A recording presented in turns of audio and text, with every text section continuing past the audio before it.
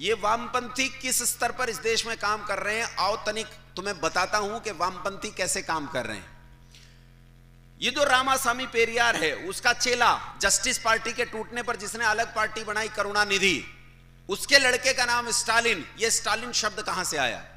Stalin रूस के एक तानाशाह का नाम था, नाम सुना होगा। रूस का एक तानाशाह था जिसका नाम था जोसेफ स्टालिन।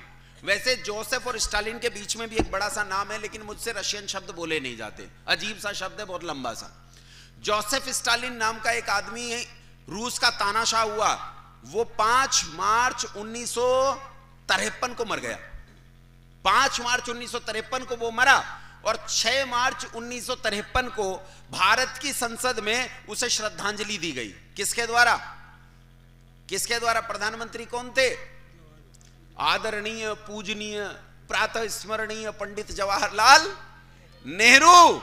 नेहरू ने श्रद्धांजलि अर्पित की 6 मार्च 1953 को स्टालिन को, और श्रद्धांजलि अर्पित करते हुए संसद की सभा में शब्द लिखे रखे हैं। श्रद्धांजलि अर्पित करते हुए कहा था कि आज दुनिया का सबसे बड़ा शांति का मसीहा मारा गया, शांति दूत मारा गया। इसके कारण इसने अपना पूरा जीवन शांति को समर्पित कर दिया। अब सुनो स्टालिन का जीवन शांति को कैसे समर्पित था।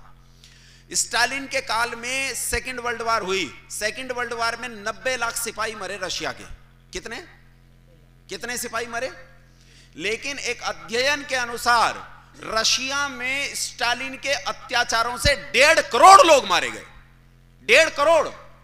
जब उसने भूमि का अधिग्रहण किया, किसानों और मजदूरों से भूमि को छीन लिया गया, तो किसानों और मजदूरों ने विरोध किया, और जब विरोध किया तो उनके ही खेतों में उन्हीं के पेड़ों पर लटकाकर उन्हें फांसी दे दी गई। और ऐसे 20 लाख किसान और मजदूरों की लाशें रशिया के खेतों में लटक रही थी। 20 लाख लोगों को इसलिए मार दिया क्योंकि वो स्टालिन का विरोध कर रहे थे। जब औद्योगिक क्रांति आई तो 27 लाख उद्योगों से संबंधित मजदूरों को या तो गोली मार दी गई या उन्हें फांसी दे दी गई। और इसी क्रम में जिस किसी ने स्टालिन का विरोध किया उसमें से हर एक को या तो गोली मिली या फांसी, और टोटल 1.5 करोड़ लोगों को मौत के घाट उतार दिया। जिसके संबंध में नेहरू जी कहते हैं कि इस आदमी का पूरा जीवन शांति को समर्पित रहा। यह कम्युनिस्टों का आचरण होता है कि वो दूसरे कम्युनिस्ट के साथ एक आंतरिक भाईचारा रखते हैं, एक इंटरनल ब्रदरहुड रखते हैं। दुनिया का कहीं का वामपंथी हो और दूसरे छोर पे कहीं वामपंथी हो, वो अपने वामपंथी भाई को सहयोग करता है। भारत में भी वामपंथ की धारा बढ़ी। ये गुलामी का काल था जब भारत में वामपंथ की हवा ने तेजी पकड़ी और इस देश में कई कम्युनिस्ट पार्टियां बनी। कम्युनिस्ट पार्टियों के नाम सुने हैं आपने? सीपीआई, सीपीएम, और बताओ।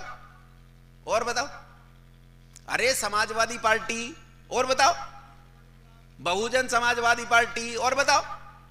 जिसमें समाजवाद शब्द आता है ना, ये सब कम्युनिस्ट से प्रेरित हैं। और इन्हीं में सबसे बड़ी पार्टी जिसका नाम है भारतीय कांग्रेस, ये भी कम्युनिस्ट पार्टी है।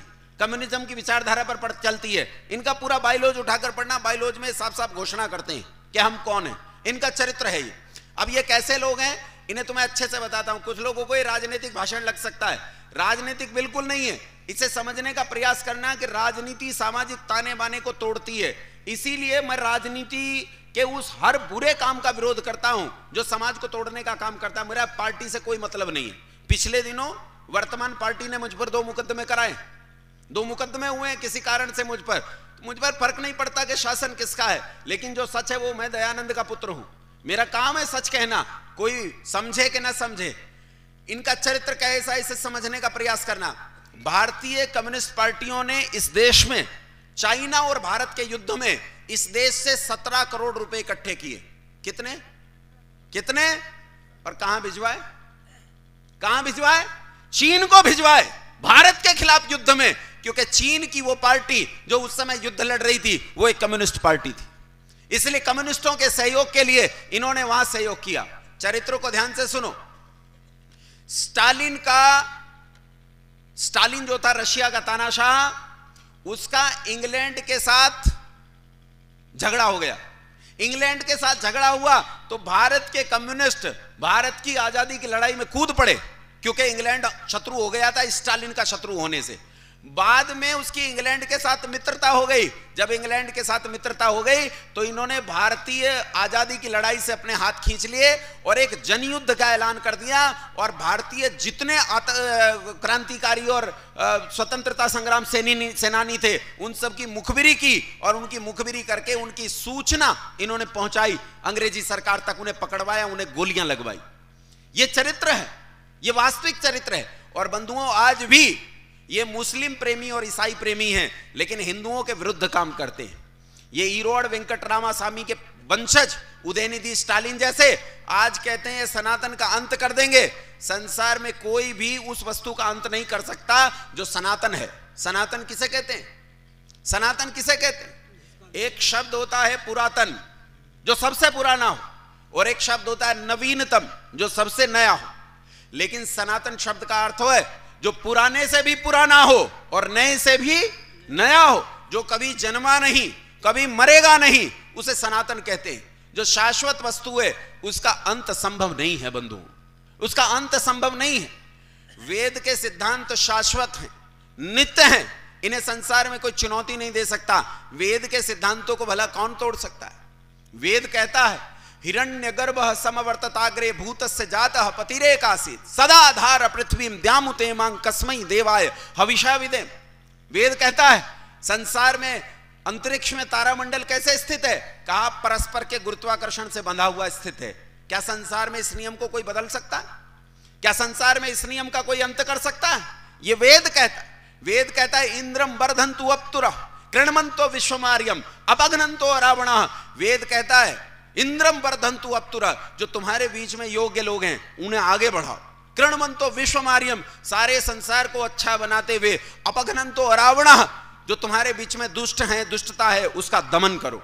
क्या इस सिद्धांत का कोई उल्लंघन कर सकता है? संसार में इस सिद्धांत को कोई चुनौती दे सकता है? इस सिद्धांत को संसार में कोई चुनौती नहीं दे सकता बंधुओं। इसलिए सनातन का अंत संभव नहीं है। लेकिन जो लोग ऐसा सोचते हैं वो लोग अपने आप ही अपने जाल में फंस जाते हैं।